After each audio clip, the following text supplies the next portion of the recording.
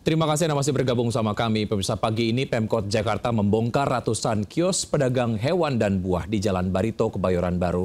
Pembongkaran diwarnai tangis histeris pedagang yang hewannya mati saat pembongkaran. Pembongkaran diwarnai tangis histeris dari pedagang di Jalan Barito. Tangisnya semakin kencang ketika mengetahui hewan dagangan miliknya mati saat proses pembongkaran. Pedagang lain turut memprotes petugas dengan duduk di tengah jalan. Pedagang mengaku rugi belasan hingga puluhan juta rupiah akibat pembongkaran atau relokasi kios ini. Petugas pemerintah Kota Jakarta Selatan menerjunkan 3 ekskavator dan ratusan personil untuk pembongkaran kios. Pemirsa, lagi-lagi Malaysia membuat heboh karena salah menyebut nama Presiden Prabowo Subianto menjadi Joko Widodo dalam KTT ke-47 ASEAN.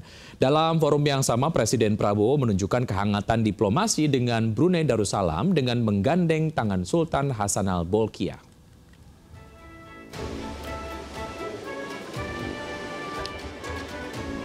Lidah memang tak bertulang. Bahkan dalam momen resmi KTT ke-47 ASEAN di Kuala Lumpur, Malaysia, stasiun TV RTM keliru menyebut nama Presiden Indonesia saat tiba di forum pertemuan. Komentator dari stasiun penyiaran publik milik pemerintah Malaysia ini menyebut sosok Presiden Prabowo Subianto sebagai Presiden Joko Widodo. Excellency Joko Widodo, the President of the Republic of Indonesia. Menyadari kesalahannya, pihak RTM langsung menyampaikan permintaan maaf mereka.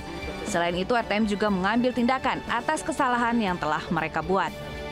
Masih dalam suasana keakraban KTT ke-47 ASEAN, kehangatan hubungan antara Brunei Darussalam dan Indonesia ditunjukkan Presiden Prabowo pada Sultan Hassanal Bolkiah. Usai sesi foto bersama pemimpin negara ASEAN di panggung pleno KTT, Prabowo yang berdiri di sebelah Sultan Hassanal Bolkiah menggenggam tangan Sultan sampai anak tangga terakhir. Dilaporkan sebelumnya, Sultan Brunei sempat terjatuh ketika menghadiri acara perguruan tinggi beberapa waktu lalu. KTT ASEAN digelar dari tanggal 26 hingga 28 Oktober 2025 di Kuala Lumpur, Malaysia. KTT kali ini mengusung tema Inclusivity and Sustainability. Tim Liputan iNews melaporkan.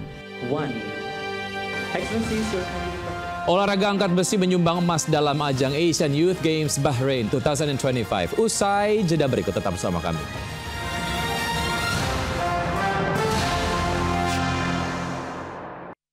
Puluhan warga antri berdesakan untuk mendapatkan bantuan sosial di Kecamatan Batu Nunggal, Kota Bandung, Jawa Barat. Kemensos mencatat ada 1.400.000 warga yang tidak sesuai kriteria penerima bansos untuk tahun ini.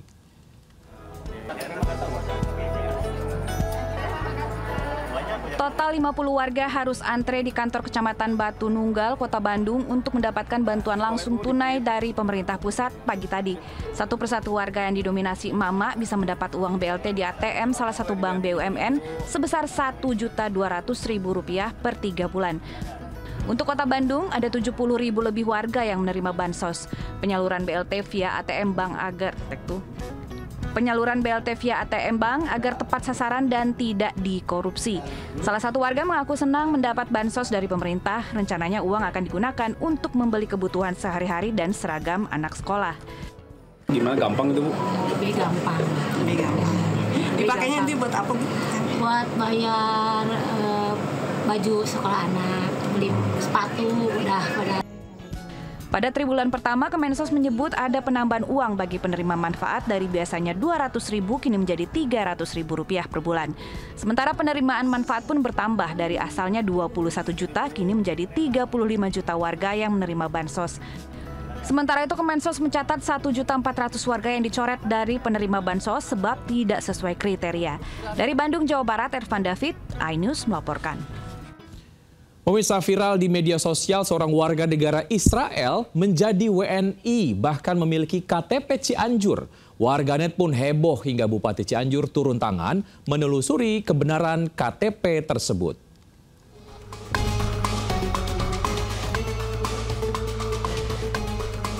Beredar kabar di media sosial terdapat warga negara Israel yang memiliki KTP beralamat di Kabupaten Cianjur, Jawa Barat.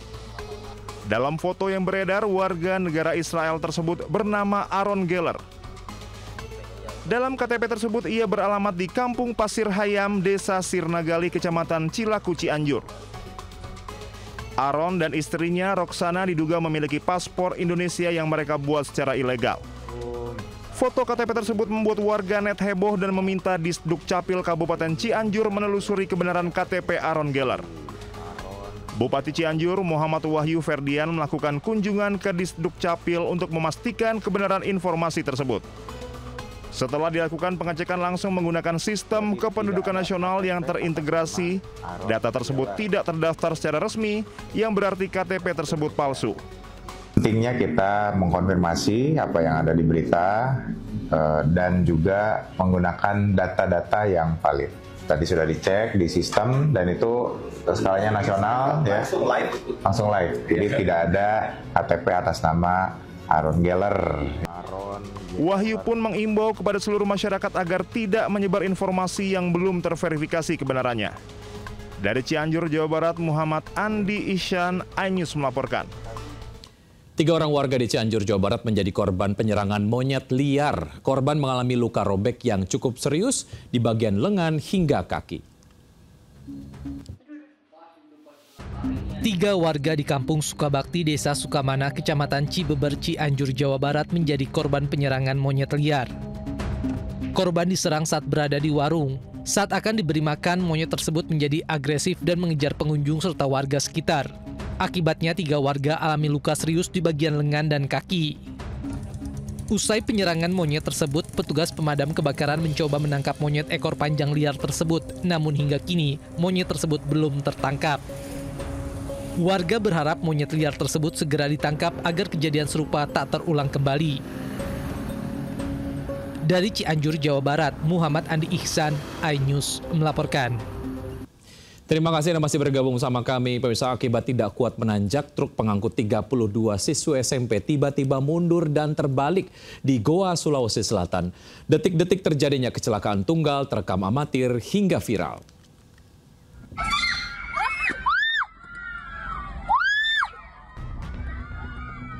Kecelakaan tunggal truk yang mengangkut puluhan siswi SMP terjadi di Desa Timbuseng, Kecamatan Patalasang, Kabupaten Goa, Sulawesi Selatan. Puluhan siswi yang berada di atas truk pun terjatuh hingga terlempar keluar dari truk. Akibat kecelakaan ini, 2 siswi dibawa ke Rumah Sakit Syekh Yusuf, Kabupaten Goa untuk menjalani perawatan. Peristiwa kecelakaan terjadi saat truk yang membawa 32 siswi SMP melaju dari arah Sunggu Minasa menuju Desa Timbuseng, Kabupaten Goa. Rencananya para siswi akan mengikuti pelajaran sambil menikmati suasana alam tak jauh dari lokasi. Namun saat berada di tanjakan, truk tiba-tiba tidak kuat menanjak dan mundur hingga mengakibatkan mobil truk terbalik. Guna penyelidikan, sopir truk telah diamankan untuk menjalani pemeriksaan di unit Gakum Satlantas Polres Goa. Dari Kabupaten Goa, Sulawesi Selatan, Bukma iNews melaporkan. Upaya polisi memberantas narkoba mendapatkan perlawanan dari warga di Palu, Sulawesi Tengah. Sejumlah warga justru melempari kendaraan taktis yang sedang beraksi.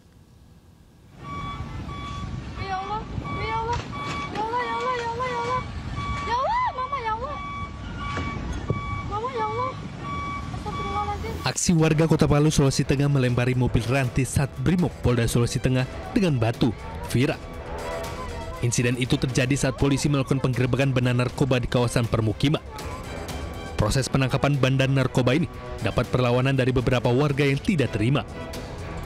Dalam operasi ini, polisi tangkap 1 orang perempuan yang diduga sebagai bandar narkoba.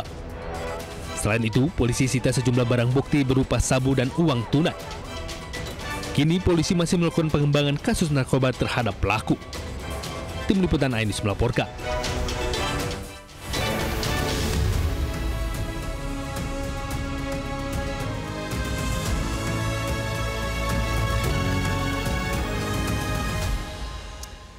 Pemirsa, kontingen Indonesia kembali mendulang emas dalam ajang Asian Youth Games Bahrain 2025 dan kali ini medali emas disumbang dari cabang olahraga angkat besi. Sementara cabang olahraga voli pantai menyumbang medali perunggu.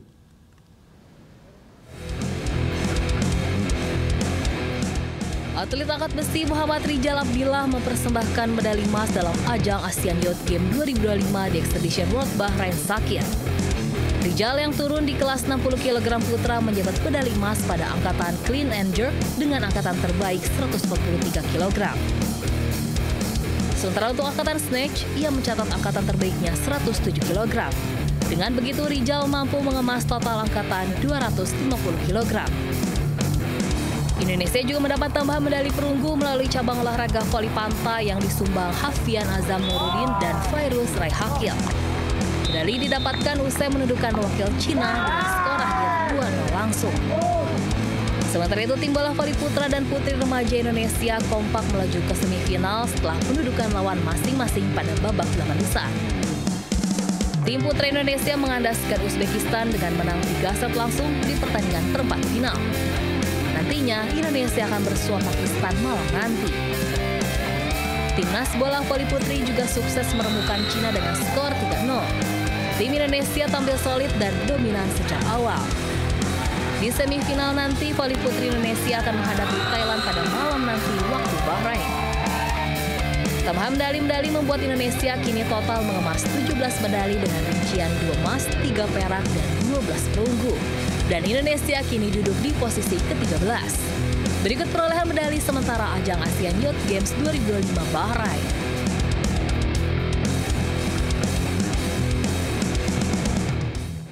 Kami akhiri jumpa kita siang hari ini. Saya Wiki Adrian bersama tim yang bertugas undur diri. Tetap semangat dan sampai jumpa.